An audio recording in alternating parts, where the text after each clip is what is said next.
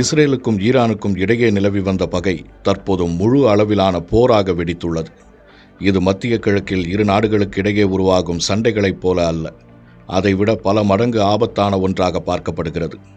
Israel Iran இடையிலான இந்த போர் மத்திய கிழக்கை மிகவும் பதற்றமான சூழலுக்கு தள்ளியுள்ளது. தற்போது வரை இரு நாடுகளும் மாறி மாறி தாக்குதல் நடத்தி கொண்டிருக்கும் சூழலில் இதுவரை நூற்றுக்கணக்கான உயிர்கள் பலியாகி இருக்கின்றன. தற்போது வரை ஏற்பட்டுள்ள உயிரிழப்புகளில் கிட்டத்தட்ட 90% பேர் பொதுமக்கள் என்பது மிகவும் துயரமான செய்தி. உலக நாடுகள் பலவும் இந்த பதற்றத்தை குறைக்க தம்மாலான முயற்சிகளை முன்னெடுத்து வருகின்றன. இஸ்ரேல் மற்றும் ஈரான் இடையே மத்தியஸ்தம் செய்து வைக்க தயாராக இருப்பதாக ரஷ்யா அறிவித்துள்ளது.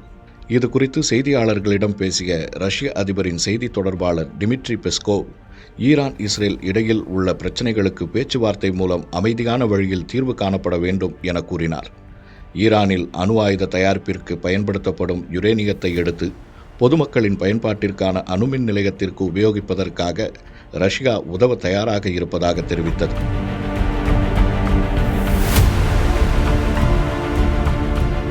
பேச்சுவார்த்தைக்கு வழி இருந்தாலும் ஈரான் இஸ்ரேல் இடையிலான சூழல் மிகவும் மோசமாக உள்ளதாக டிமிட்ரி பெஸ்கோவ் தெரிவித்துள்ளார்.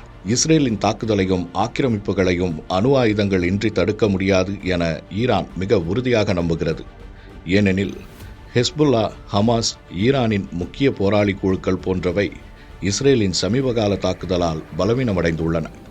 ஈரானின் மிக முக்கிய தலைவர்கள், அணு ஆயுத விஞ்ஞானிகள், உயர்மட்ட ஜெனரல்கள் போன்றோர் இஸ்ரேலின் தாக்குதலில் உயிரிழந்துள்ளனர். மிக முக்கியமாக ஈரான் கடுமையான சேதங்களை சந்தித்துள்ளது.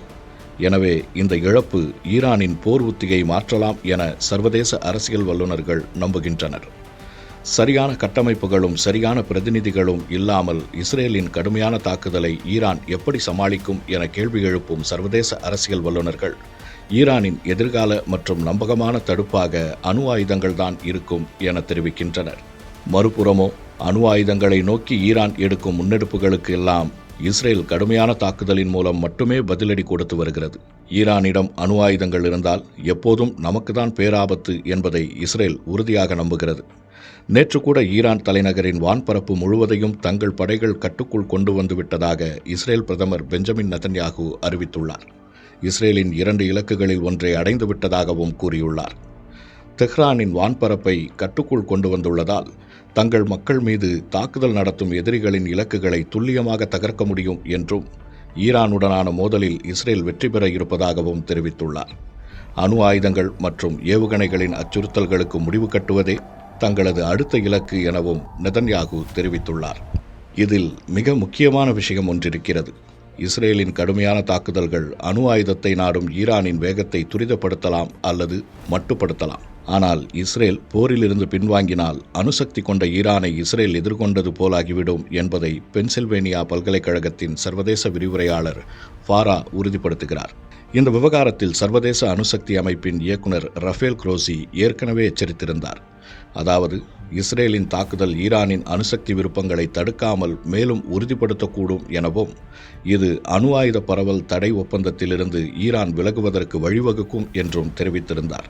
அவர் கூறியதன்படியே 1968ஆம் ஆண்டு உருவாக்கப்பட்ட அணு ஆயுத பரவல் தடை ஒப்பந்தத்திலிருந்து வெளியேறுவதற்கான நாடாளுமன்ற மசோதாவை ஈரான் தயாரிக்க இருப்பதாக அதன் வெளியுறவுத்துறை அமைச்சக செய்தி தொடர்பாளர் தெரிவித்துள்ளார்.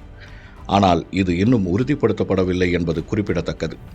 ஈரானிய நாடாளுமன்றத்தின் தகவல் தொடர்பு மற்றும் ஊடகத்துறை இமான் ஷம்சாய், இது எம்பிக்களால் முன்வைக்கப்பட்ட திட்டமே என்றும் நாடாளுமன்றம் இன்னும் எந்தவொரு முடிவையும் எடுக்கவில்லை எனவும் தெரிவித்துள்ளார். 1981ஆம் ஆண்டில் ஈராக்கின் ஒசிராக் அணு உலையை அழிக்க இஸ்ரேல் F-16 போர் விமானங்களை பயன்படுத்தியது. ஈராக் அணு ஆயுதங்களை உருவாக்குவதை தடுப்பதற்காகவே இந்த தாக்குதல் நடத்தப்பட்டது. ஆனால் அதற்கு பின் வந்த சதாம் ஹுசேன் அணு ஆயுத உருவாக்கத்தை விரிவுபடுத்தினார். பல்வேறு அதிகாரிகள் ராப்பகலாக வேலை பார்த்தனர். இஸ்ரேலின் தாக்குதலில் ஏற்பட்ட உயரதிகாரிகளின் இழப்புகளும் ஈரானுக்கு ஏற்பட்ட இழப்புகளும் அந்நாட்டை அணு ஆயுதத்தை நோக்கி வேகமாக போகச் செய்யும் என எச்சரிக்கின்றனர் உலக அரசியல் வல்லுநர்கள். இந்த போருக்கு இடையே ஏகப்பட்ட விஷயங்கள் இருக்கின்றன. உதாரணத்திற்கு, ஈராக்கில் உள்ள மக்களின் மனநிலை, வளைகுடா நாடுகளின் நிலைப்பாடுகள், அதற்கு பின்னிருக்கும் அரசியல், இரு நாடுகளுக்கும் இருக்கும் பொருளாதார பிரச்சனைகள், என ஏகப்பட்ட விவகாரங்கள் இருக்கின்றன. இது இரு நாடுகளுக்கு இடையிலான போர் மட்டுமல்ல, உலக அரசியலின் திசையை நிர்ணயிக்கக்கூடியது. ஈரானின் எதிர்காலத்தையும் தாண்டி உலக அமைதியையும் நிர்ணயிக்கக்கூடியது. என்ன நடக்கப் போகிறது? வழக்கம் போல் பொறுத்திருப்போம்.